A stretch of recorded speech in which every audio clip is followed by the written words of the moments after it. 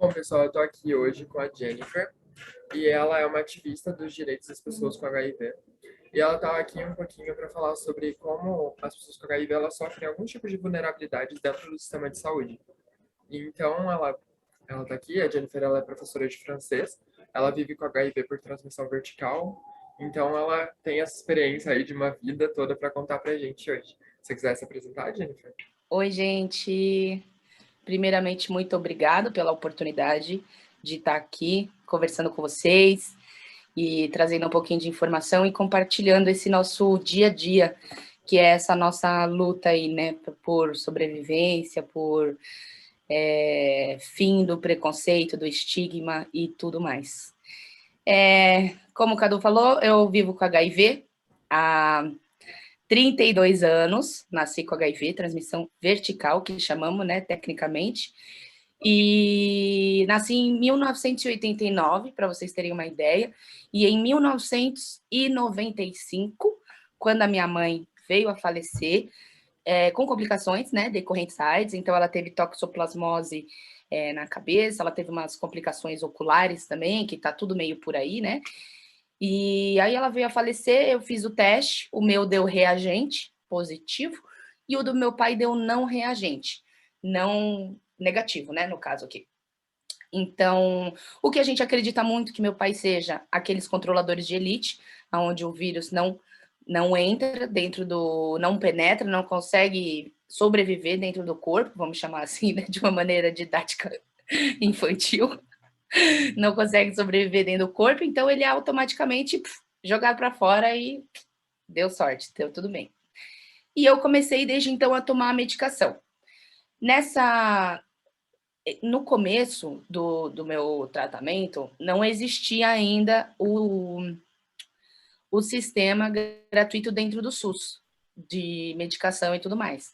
Então, os primeiros planos de medicação que eu tomei em 95, lá 96, 97, eram importados, né, e a gente tinha que pagar. Depois disso, não sei o ano exato, mas foi implantado no sistema SUS, e aí a gente começou a ir buscar nos postos, nos locais ali de distribuição da medicação, tá?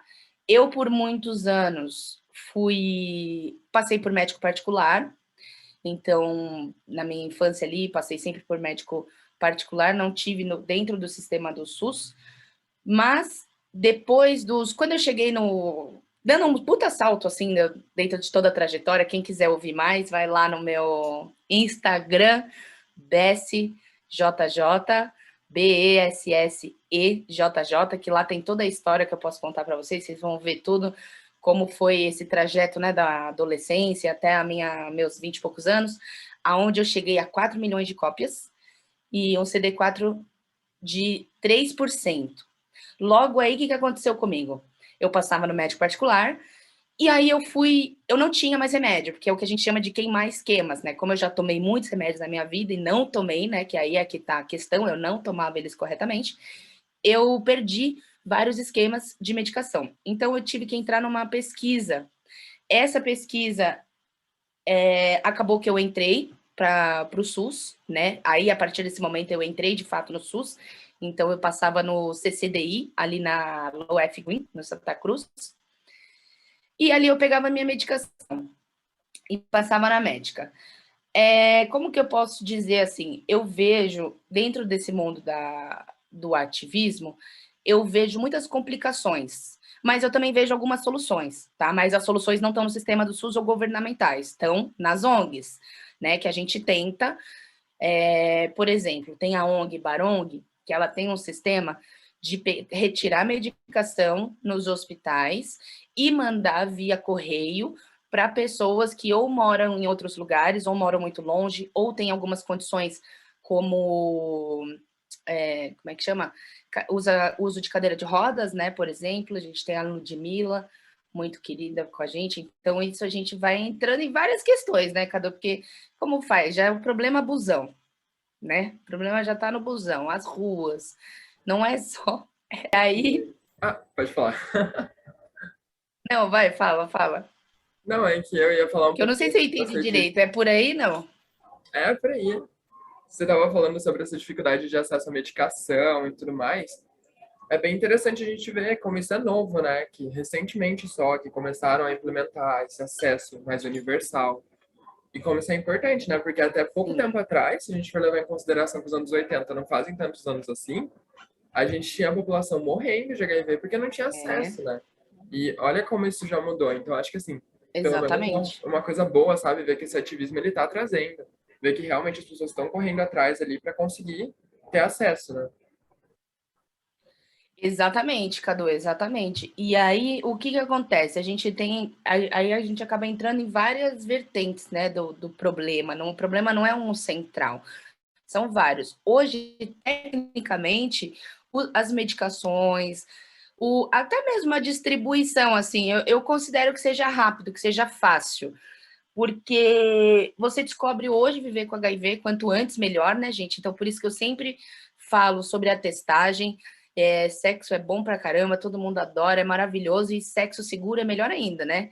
Que seja, sabe, às vezes não rola camisinha, às vezes tem uma coisa, às vezes você tem um boy, você tem uma girl ali e você não usa porque, né, só tem aquela pessoa, acredita friamente que a outra pessoa só tem você também, né?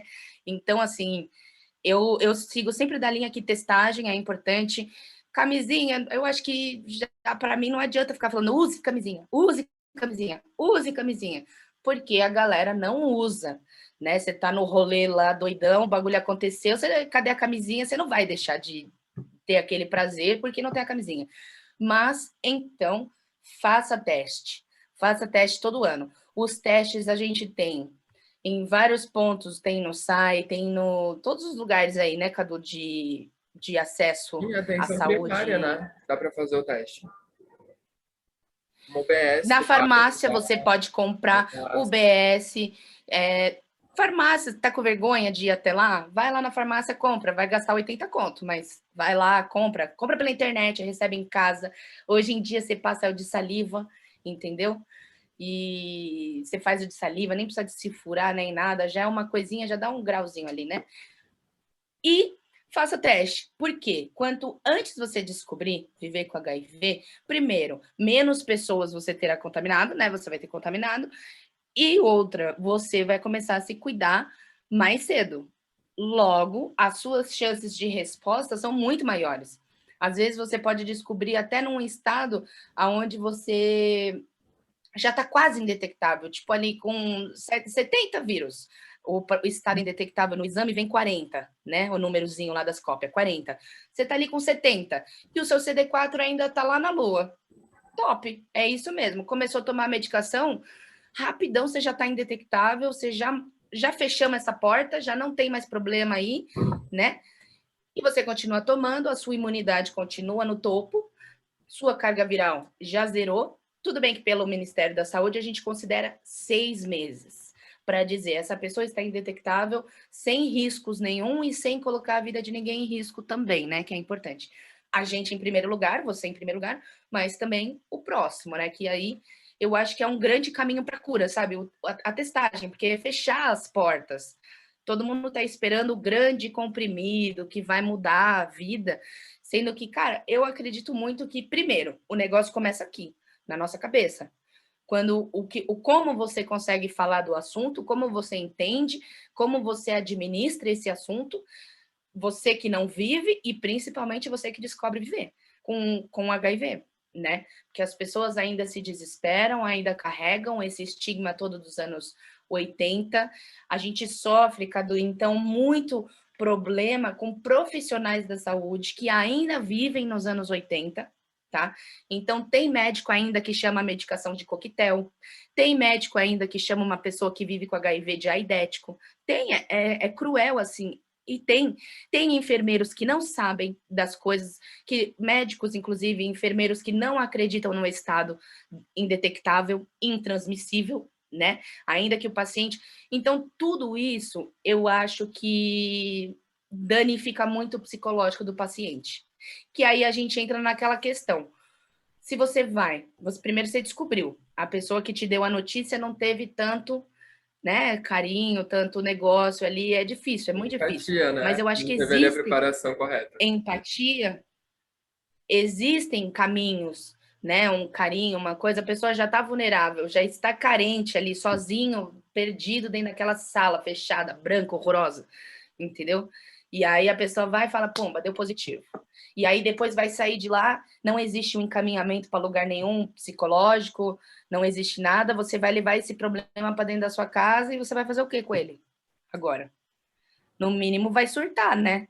Como acontece com todo mundo. No mínimo. É porque hoje em E isso dia... eu falo, né? Não pode falar. Fala, amigo, não fala. Eu Não, eu tava. queria falar Pode que falar, hoje fala, em fala. dia, né, a gente tem tanta terapia, tem tantos métodos, até mesmo preventivos, né? Tem, por exemplo, o PrEP, né, que é o de pré-exposição ao vírus. Então, a pessoa já Sim, toma ali, você já tem o direito, você pode ir na sua UBS tomar esse medicamento, que se você mesmo que tenha contato com o vírus, diminui muito a sua chance de desenvolver, né, o tem o HIV. PEP. É, tem o PEP, né? O PEP é o que você toma, que é tipo uma pílula Sim, do dia seguinte. E o PrEP é o que você toma, que é uma combinação dos medicamentos que a gente toma. Tipo, é a lamivudina com alguma outra lá. Eu sou muito ruim de nome, desculpa, tá, gente? Tem que fazer pesquisa no Google. Às vezes eu falo assim que a ignorância salva, né, Cadu? Porque é verdade, ela salva. O cara não descobre que vive com HIV, ele tá em paz. Quando ele descobre, o mundo dele é aquela música, né? Meu mundo caiu. é porque as pessoas também Mas, criam, né, um âmbito muito de desespero, né, em volta de qualquer doença. sim, Quando você recebe o diagnóstico ali, já é um peso que cai no colo, né? Ainda mais se é uma doença sim, crônica, né? Que tem muita gente que tem doença crônica. Por exemplo, esse peso de ter uma doença crônica, por exemplo, eu tenho diabetes, você tem HIV, são doenças que a gente vai tratar pro resto da vida. Não necessariamente elas vão afetar nossas vidas. Porque se você faz o tratamento, você nem lembra que você tem durante a maior parte do tempo. Só que sempre vai ter aquele momento em que vai vir alguém e vai atacar nas suas costas. Nossa, mas você tem que se cuidar, você tem isso. Então, assim, tem esse sim. estigma. E sempre vai ter. Assim, eu imagino que até o resto da vida. Mas é bom que tá mudando, né? Você vê que hoje em dia as pessoas pesquisam, vão atrás, já tem uma ciência maior do que é aquilo, do que aquilo pode causar e tudo mais. E não tem tanto preconceito, mas é claro que não acabou ainda, né? Então, é meio difícil, assim, em algumas situações, mas eu acho que já melhorou Os muito. jovens, né, Cadu? Sim, Os jovens não têm tantos preconceitos. A gente ainda volta naquela coisa da galera que é mais antiga. Então, sabe, existe muito ainda violência obstétrica para mulheres que vão ter bebês em hospitais. E eu tive uma amiga minha agora mesmo, teve bebê tem um ano, talvez, ou dois, eu não sei bem agora, mas num hospital que é referência em São Paulo para partos de mulheres positivas, entendeu?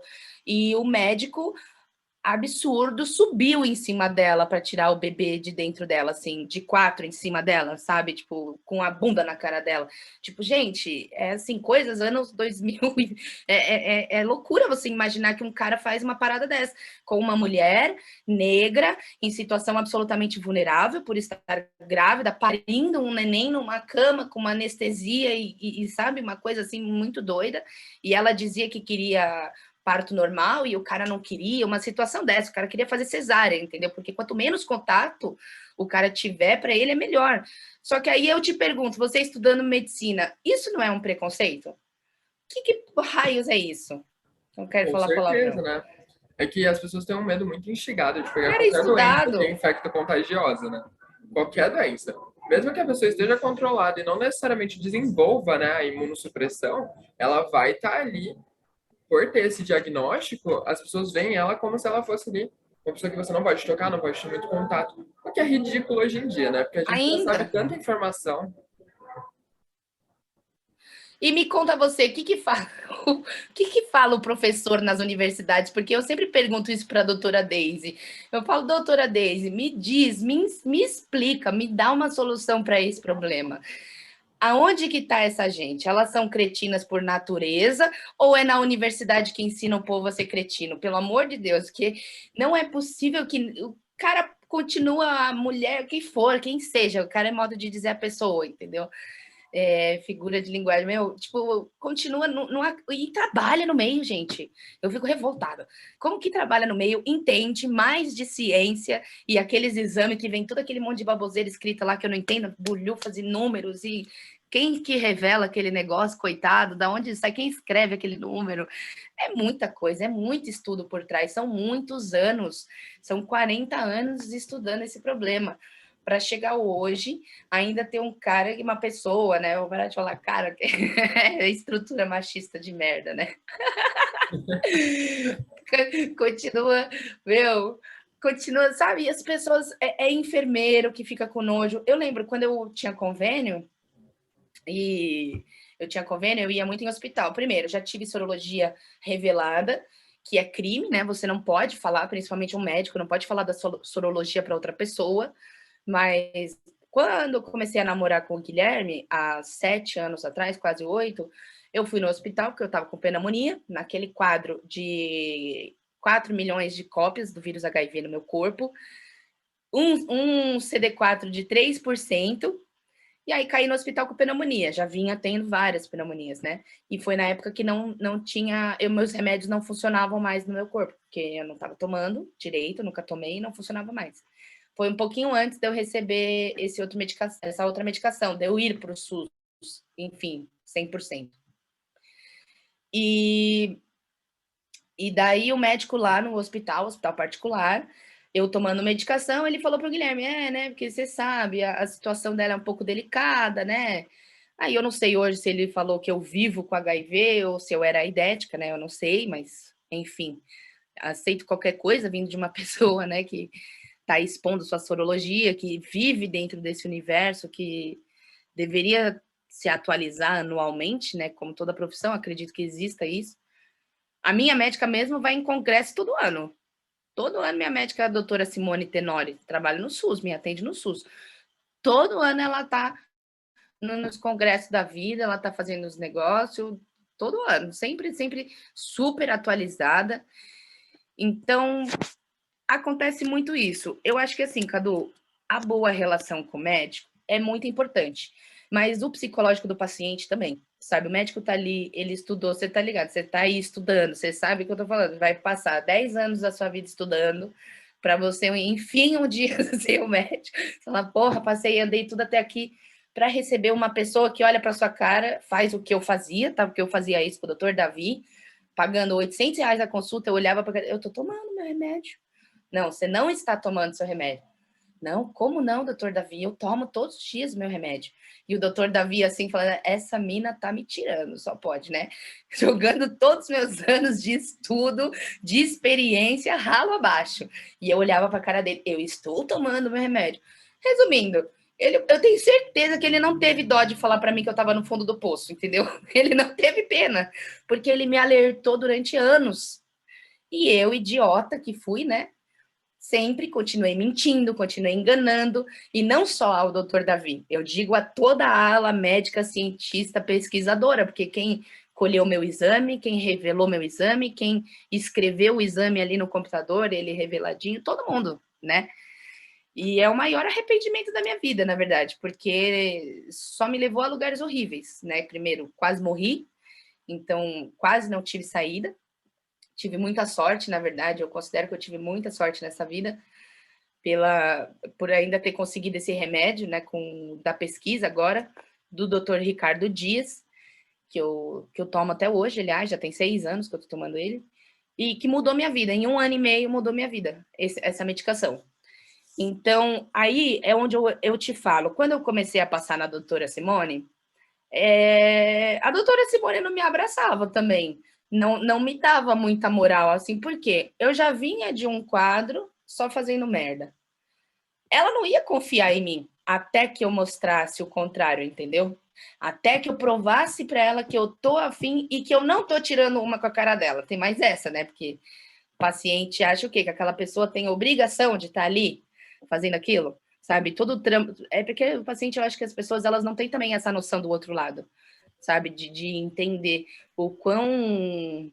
Ninguém se formou em medicina, ninguém passou numa universidade, ainda mais federal, pública, né? Para saber o inferno que foi a vida inteira estudar. Né, Cadu? Mas assim, eu acho que é uma coisa muito de paciente que descobre alguma coisa muito que a sociedade bota esse peso, né? Por exemplo, quando eu descobri meu diabetes, né? Eu, de cara, assim, também quando eu era criança, não queria tomar remédio, recusava. Eu acho que é essa fase de negação, né, que a gente passa. Que vira e fala, não quero, não vou tomar, tá tudo certo, sou jovem, tô ótimo, Só que aí uma hora Mas você cai, né? tomava comprimido ou injeção, aquelas picadinhas? Eu tomava comprimido, que eu, com 11 anos, eu já tinha ali uma predisposição, acabei desenvolvendo o diabetes mellitus tipo 2. Então eu tinha que tomar a metformina, né? Que é um comprimido que ele é desse tamanho. Aí me fala, uma criança querendo tomar esse comprimido gigante. Eu não É. queria, não tomava. Tanto é que no começo, de tanto não tomar, quando eu tomava, eu passava mal. Eu vomitava aquela pílula gigante. Então, assim, é uma coisa que eu acho que é de negação. Todo paciente vai ter essa Hoje fase você ali. consegue? Ah, não, Hoje hoje você eu tomo. consegue? Agora eu tenho ciência do diabetes, então eu tomo tudo certo. Até O também para grau, trocar a né? medicação e tudo mais, mas assim, é uma coisa que eu acho que todo mundo passa, E mas escuta, realmente. você hoje, com a cabeça de hoje, tudo que você já passou, só você na pele sabe o que você passou, o que é tomar esse negócio, né? Gente de fora vai olhar e falar assim, ai, puta, que cara mimado, é só um comprimidinho. Eu tomo 10, né? Eu já escutei muito isso. Ah, é só um comprimidinho, eu tomo 10 para isso, para aquilo, para aquilo, para aquilo, para aquilo. E aí vai as pressão alta, não sei o que lá, tudo que é consequência de cagar a vida inteira, né? E a pessoa esquece, por exemplo, que o que você tem é uma coisa que veio ao mundo assim, né? Porque tem todo um psicológico. Para mim, tá tudo no psicológico. Sim. Tudo no psicológico, tudo. Porque hoje, por exemplo, você não consegue tomar o remédio? Não, hoje eu tomo. Assim, ainda é com uma leve relutância, mas é mais pelo tamanho do comprimido do que por ter que tomar mesmo o remédio. Quebra ele no meio, toma dois. Eu Quebra ele quero no fazer meio. isso, porque, nossa, gigante. Mas, Que nem, ó, por exemplo, as meninas que eu converso de HIV têm muita dificuldade de tomar a medicação. Porque, assim, ainda mais quem já descobriu há muito tempo, nem sempre toma 2 comprimidos, como é quando você descobre hoje. Você descobriu hoje, já semana que vem você já está começando a tomar medicação, e é 2 comprimidinhos que você começa a tomar. Né? Eu, por exemplo, eu tomo 5. Eu tomo 4 dos que já existiam e um que é o da pesquisa que eu tomo. Eles são grandinhos até também, não são tão grandinhos, mas são grandinhos assim. Mas passa tranquilo. Eu falo para elas, por exemplo, imagina se eu tivesse que abrir 5 vidros 2 vezes por dia. 5 vidros. Tac, tac, tac, tac, tac, tac, tac, tac, tac. Gente, eu ia desistir, no terceiro dia eu já tinha desistido. Então, o que, que eu faço? Eu tenho um estojo grandão, daqueles de divisória, sabe? De botar miçanga, ou vó que usa para guardar linha, coisa, botão, sabe? Essas e coisas. aquele que tem vários Aqueles quadradinhos, né? vários quadradinhos. Eu tenho um desse compridinho assim ainda, que é perfeito. É tipo um estojinho mesmo, compridinho assim. Eu pego e coloco tudo ali já. E aí eu tenho diário também, que diário, pela pesquisa, eu tinha que fazer diário, né? Escrever lá o horário que eu tomo de manhã e o horário que eu tomo à tarde. Então, hoje, o que, que eu acho? Que, primeira coisa, tirar eles do vidro, colocar nesse estojo e só levantar uma tampinha, pegar ali, tum, tum, tum, tum, tum, tum, pegar o diário que tá dobradinho ainda, que fica dentro do estojo, dobrado ali dentro, uma caneta que tá do lado, né? A caneta não cabe no estojo, mas tá do lado. Pego, anoto, peguei o remédio. Gente, não me rende, juro, deve ser 30 milésimos. Não deve ser um segundo que eu levo para fazer isso. E resolveu a minha vida, porque parece que pode. Não é errado, tá? Porque eu falo, eu tô tomando, eu já tô indetectável, tem mais de 5 anos, então assim, os remédios estão abertos fora de uma caixa, mas estão numa outra caixa fechada, como se estivesse tudo junto, né? Com as divisórias, a caixa tem divisória. Mas, assim, lógico que se eu cafungar o cheiro lá, cafungar o cheiro no remédio, eu vou sentir o cheiro do remédio.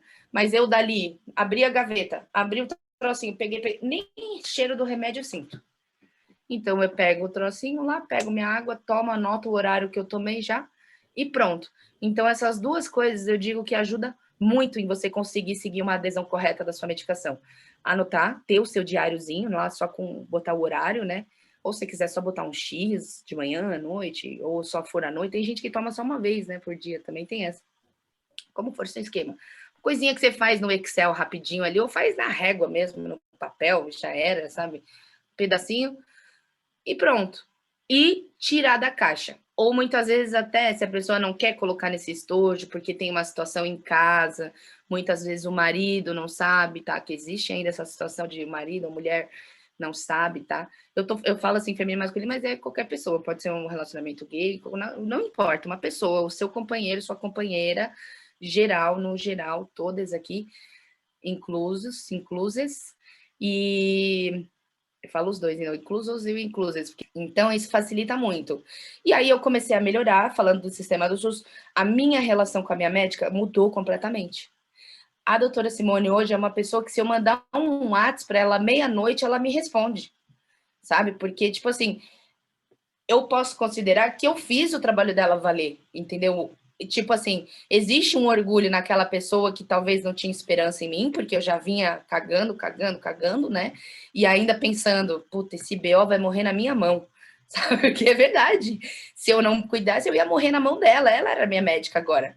E aí, né, não sei, mas deve ter vários negócios que você assina, né? Quando ela vai, só problema, né? E aí mudou completamente. Então, eu acho que isso é uma diferença. Tem assim, é difícil? É difícil. Por classe social, por negócio, por N coisas. Mas são N fatores, tá? Que eu falo. São N fatores que vai muito além só do sistema SUS. A gente acaba entrando em política, em situação que se encontra o país, a quantidade de mais pessoas, né, em situações vulneráveis do que outras, né? Então, assim, aquela pessoa que tem que buscar o remédio a 2, 3 horas do que mora a 2, 3 horas, porque não pode ir na cidade dela, não pode ir perto da casa dela, por questões de gente que conheça. Aí a gente volta para a aba preconceito, estigma. E é isso. Então a mudança tem que ser muito gigante, muito. Como diz um amigo meu, precisa girar o mundo, né? Precisa girar gerações, umas 2, 3 gerações aí. E eu acredito que leve anos, 50, 100 anos, para as coisas um dia serem normais, sabe? Que esse é o meu normal, né? Tem gente que acha que normal é outra coisa, mas para mim esse é o meu normal. Então, não significa o dele tá certo ou o meu tá errado ou vice-versa. Cada um tem o seu normal. Pro meu normal é isso. Sim, até na faculdade a gente estuda, né? Que o normal, ele é muito individual. Tipo, por exemplo, eu nunca vou estar saudável, de acordo com a sociedade, porque tem a doença crônica. Então, ali, a gente vai estar ali convivendo, né? Sendo os nossos normais, nossos individuais, né? Mas eu acho que isso da questão psicológica realmente é uma coisa muito forte. Porque com o tempo a gente vai ali, desenvolve, cresce, entende realmente. E aí que começa essa busca pela saúde de verdade. Mas eu gosto bastante de ver como hoje em dia as coisas estão mudando, estão melhorando. Porque Sim, ainda tem essa população de preconceito e tudo mais. Só que, por exemplo, você me perguntou na faculdade, né? Na faculdade a gente aprende bastante sobre o que que é uma pessoa com HIV indetectável, o que é uma pessoa que faz o tratamento do HIV correto, o que afeta a pessoa, o que muda. Então, assim, a gente aprende a diferenciar e destrói esses preconceitos. Pelo menos, assim, da minha faculdade, meu curso, por enquanto, está sendo assim. Então, eu vejo assim muito muita bom. esperança para o futuro, porque pelo menos a minha geração assim de médicos, eu vejo que estão sendo preparados para realmente sair sem preconceito, e sabendo o que são esses detalhes, o que muda, métodos de tratamento, e sabendo que realmente você tem que tratar todas as pessoas bem, não tem essa de preconceito. Preconceito é uma coisa que nunca deveria ter existido, né? Mas já que existe, vamos Sim, desconstruir, né, para melhorar para o futuro. Então, assim, pelo menos é. até agora a gente está tentando melhorar o máximo possível. E sempre que tem alguma coisa, a gente debate. A minha faculdade ela sempre gostou de trazer esse lado de debate, de realmente o que pode mudar, o que deveria mudar, o que é preconceito, o que não é. Eu acho bem legal. Porque é possível viver. Eu vivo há 32 anos com a doença, com HIV, estou viva, cheguei no fundo do poço, saí dele, mas hoje eu sei que eu não posso ramelar nesse remédio, que se eu ramelar, eu não tenho outra chance, entendeu? Então, é assim, tem que acordar cedo também, eu odeio acordar cedo. As consultas é tudo 7 horas da manhã. É isso. Ah, sim, eu acho que vai muito além do aspecto da saúde, né? É mais uma coisa da sociedade em si. Mas, eu acho que foi legal, assim. Foi um papo que deu para trazer bastante essa visão, tanto a sua, das pessoas que sofrem dessas vulnerabilidades, quanto a visão do SUS. Eu acho que foi um papo Sim, bem legal. Se quiser vir novamente, legal. fica aí o Tem convite. a questão Ah, eu quero sempre, amigo, eu quero sempre poder conversar com vocês e dividir, compartilhar. E muito obrigado para quem escutou até aqui, muito obrigado para quem abriu a mente aí, para quem está disposto a abrir, né? Que isso é muito importante também. E saiba que a vida é isso, a vida, como diz a música, a vida é louca, irmão.